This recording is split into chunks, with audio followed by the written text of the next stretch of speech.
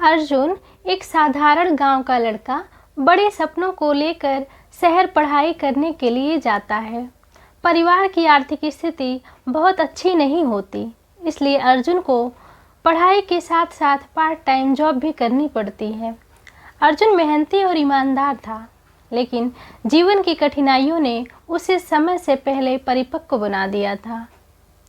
शहर में रहते हुए अर्जुन की जिंदगी दिन रात संघर्ष करते हुए बीत रही थी।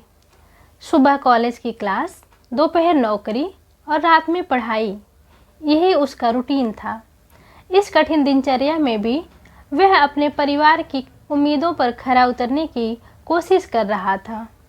एक दिन वह छुट्टियों में गांव जाने के लिए ट्रेन से सफ़र कर रहा था। सफ़र के दौरान जब ट्रेन एक छोटे से स्टेशन पर रुकी तो अर्जुन समोसा लेने के लिए पैसे निकालने लगा, तो उसे एहसास हुआ कि उसका पर्स गायब हो गया है। वह बेचैन हो रहा था। पर्स में उसकी सैलरी के 12,000 रुपये और ज़रूरी दस्तावेज थे। अर्जुन ने इधर उधर ढूंढा, लेकिन पर्स का कहीं कोई नामो निशान नहीं था। निराश और बेचैन अर्जुन ट्रेन से नीचे उतरा और प्लेटफार्म पर चारों तरफ पर्स खोजने लगा। काफ़ी देर तक ढूंढने के बाद भी पर्स नहीं मिला। तभी उसकी नज़र एक कोने में पड़े एक बड़े बैग पर पड़ी। अर्जुन ने बैग खोला तो उसमें ढेर सारा पैसा मिला। अर्जुन को समझ नहीं आया कि वह क्या करे। पहले तो वह हिचकिचाया, लेकिन फिर उसके मन में लालच आ गया। उसने सोचा, शायद किस्मत मेरे साथ है, ये पैसे मेरे परिवार की सारी मुश्किलें हल कर देंगे। अर्जुन ने जल्दी से वह बैग अपने बैग में रखा और ट्रेन में वापस चढ़ गया। उसे डर था कि कहीं पैसों का असली मालिक ना आ जाए।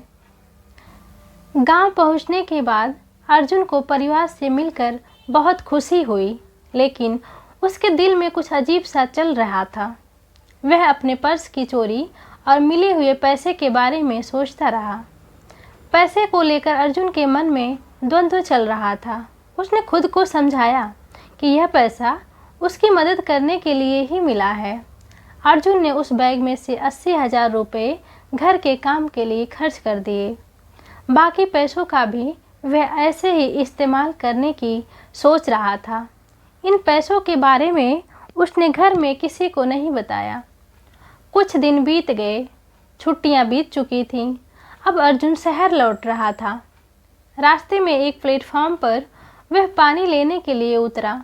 उसी समय एक छोटा बच्चा जो भीख मांग रहा था, अर्जुन के पास आया और उसे ऊपर से नीचे तक एकटक निहारने लगा। अर्जुन को लगा, बच्चा है, शायद दुकान से कुछ खाना चाह रहा होगा। अर्जुन उसे बुलाने लगा तो वह तेजी से भाग गया और देखते ही देखते आंखों से ओझल हो गया। अर्जुन ट्रेन में चढ़ने ही वाला था कि अचानक वह बच्चा फिर आया और पीछे से अर्जुन का हाथ पकड़ लिया। अर्जुन पहले तो चौंक गया, फिर पीछे मुड़कर देखा तो यह वही बच्चा था। बच्चे ने उसके हाथ में एक पर्स दिया और कहा, भैया, ये आपका पर्स ट्रेन में गिर गया था। अर्जुन ने पर्स खोलकर देखा तो सब कुछ वैसे ही था। हाथ में पर्स आते ही उसकी आंखों में आंसू आ गए। वह बच्चे से कुछ कह पाता उससे पहले ही वह दौड़ते हुए वहां से भाग गया। अर्जुन को अपनी गलती का एहसास हुआ। उसे महसूस हुआ कि ईमानदारी कितनी कीमती होती है और जो गलती उसने की थी उसकी माफ़ी नहीं थी। एक छोटा बच्चा जो खुद गरीब था, उसने बिना किसी लालच के उसका पर्स वापस लौटा दिया। अर्जुन की आत्मा को गहरा झटका लगा। अर्जुन को ट्रेन में मिला वह पैसा और अपनी बेईमानी याद आई।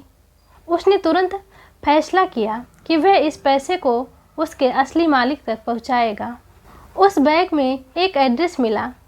मैंने उसे उस पते पर बैग को भेज दिया। साथ ही एक चिट्ठी भी रखी जिसमें मैंने लिखा था कि इसमें जितने पैसे कम हैं मैं अपनी सैलरी से वापस कर दूंगा। इस नोट के साथ मैंने अपना नंबर भी छोड़ा। मुझे नहीं पता था कि उनके पैसे के लिए वो मुझे माफ़ करेंगे या नहीं, लेकिन अब मैं हर बात के लिए तैयार था। मुझ में न जाने कैसे इतनी हिम्मत आ गई। कुछ दिनों में ही उनका फ़ोन आया। बुजुर्ग थे। उन्होंने कहा कि उनके हाथ से यह पैसा न जाने कहाँ रह गया था। इसे वे अपनी बेटी की शादी के लिए लेकर जा रहे थे। किसने कब लिया उन्हें भी पता नहीं चला। उन्होंने मुझे बहुत दुआ और आशीर्वाद दिया। कहा कि बचे हुए पैसे वापस नहीं दूं तो भी चलेगा, लेकिन मुझे वो वापस देना है। पैसा और बैग मिलने की खुशी इस शांति के आगे कुछ भी नहीं थी। यह कुछ अलग ही थी। उस लड़के ने मेरी ज़िंदगी बदल दी। भगवान मुझे यह सीख देना चाहते थे। इस घटना ने अर्जुन के जीवन को पूरी तरह बदल दिया। उसने ठान लिया कि वह कभी भी गलत रास्ता नहीं अपनाएगा। जीवन में हमेशा ईमानदारी से काम करेगा। उसकी आंखों के सामने हमेशा उस छोटे बच्चे की मासूमियत और ईमानदारी का चेहरा आता रहा। उसने उसे सिखाया कि सही रास्ता कभी ना छोड़ें। तो दोस्तों, कैसी लगी यह कहानी प्लीज़ कमेंट में बताएं। यदि अच्छी लगे तो लाइक करें, शेयर करें और सब्सक्राइब करें। फिर मिलेंगे एक नई कहानी के साथ। बहुत बहुत धन्यवाद।